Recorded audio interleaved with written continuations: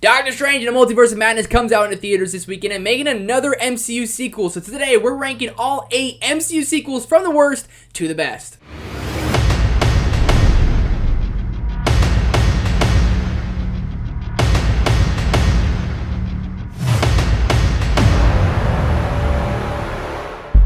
What is up, Marvel fans? My name is Trevor and welcome to my channel. What did you guys think of Doctor Strange and the Multiverse of Madness? Let me know down below in the comment section. And this is a MCU sequel, meaning the second movie in all the MCU franchises. Not the third, not even the fourth. So Infinity War and Endgame aren't making a cut. We're just doing the sequel, the second movie inside the MCU to these MCU franchises inside the MCU. Leave your ranking down below in the comment section. And before we get into the ranking, definitely hit the thumbs up button for me and that subscribe button for me, as well as the notification bell so you don't miss out on any future Marvel video. We have lots more coming this weekend, as long as a spoiler review later tonight. Let's get into this ranking. So in last place at number 8 is going to be Iron Man 2. There's lots of things in this movie that are frustrating because the first Iron Man is a very beloved, awesome, great MCU movie and just a great superhero movie in general. So when you get in the sequel, it's highly anticipated, you're expecting a great another movie, and it just doesn't deliver on any of those things.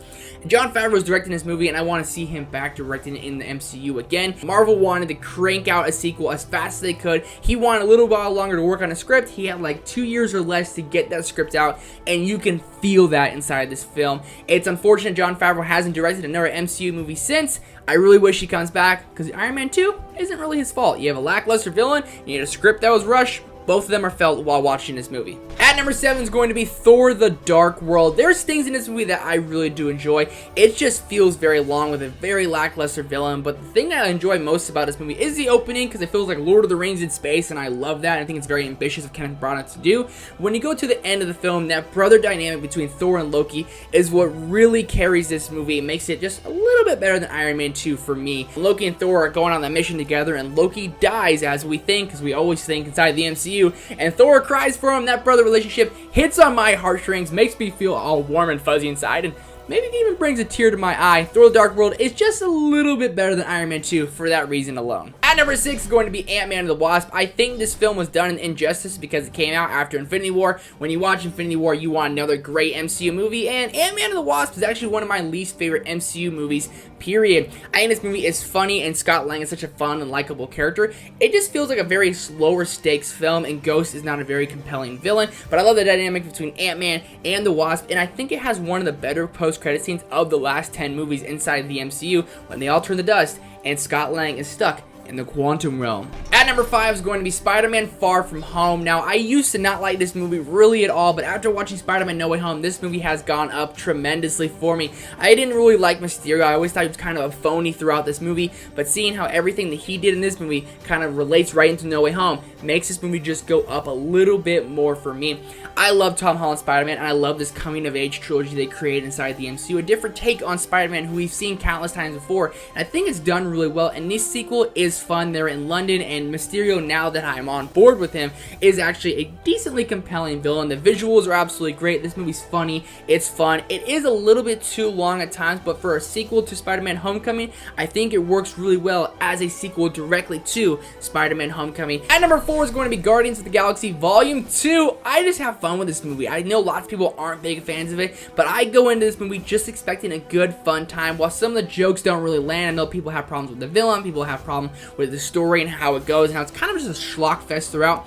I enjoy that, and I remember watching this movie in theaters for the first time and just having so much fun, laughing my butt off, and just enjoying myself while watching this movie. And sometimes I think that's a nice kind of tone throughout an MCU movie, because sometimes they're so serious, sometimes they're so big, and they're taking on the world, and this one's just like a family drama. You got some daddy issues, and he may be a father boy, but he ain't your daddy. At number 3, Captain America the Winter Soldier, the first spy espionage throughout the MCU, and it's done perfectly. It works better as a spy espionage than it does for a big grand scheme of a Marvel movie for me, but the on your left scene in the beginning between Sam and Captain America, and getting to meet the Winter Soldier that is Bucky Barnes, who is a menacing villain throughout this movie, and you see Steve's love for him, and you go through that contradiction, that struggle that he's going through, that this is his best friend that he saw die, at least he thought, and his best friend is no longer in there, and he's got to try to pry him out, and you see that internal struggle in that character he has.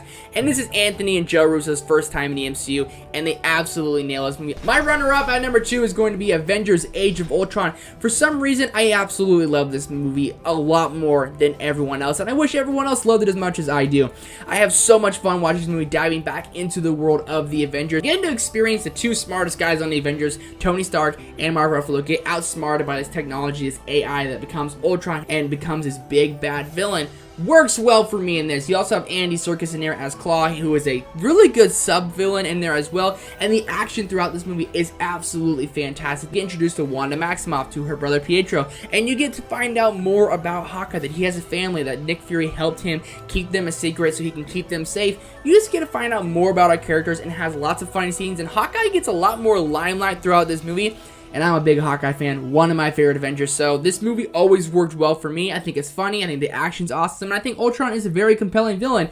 It's a very awesome, fun, great movie, and another great sequel to the first Avengers. But at number 1 is going to be Doctor Strange in the Multiverse of Madness. This movie just hit on every note that I wanted it to. Had so much fun watching it. I watched it less than 12 hours ago of the time recording this video, and I just had a great time watching this movie. It's trippy, it's different, it's dark, it's gruesome, and it's honestly scary throughout the movie. Sam Raimi's touch is all over this film, and I like that they let him make the movie that he actually wanted to make. Sometimes you see lots of like interference with the production, and Disney and Marvel and Kevin Feige really let Sam Raimi put his touch on this movie. There's several times in this movie that I was genuinely scared. He has great horror elements throughout. It is visually stunning, though sometimes it can make me dizzy, but it's a great sequel to Doctor Strange, but a great sequel just to the MCU in general. The character America Chavez is great, and this movie in general is filled with action, filled with not too much comedy, but subtle jokes here and there, some great cameos, some awesome horror elements, and some great visuals. It had honestly not too many problems with it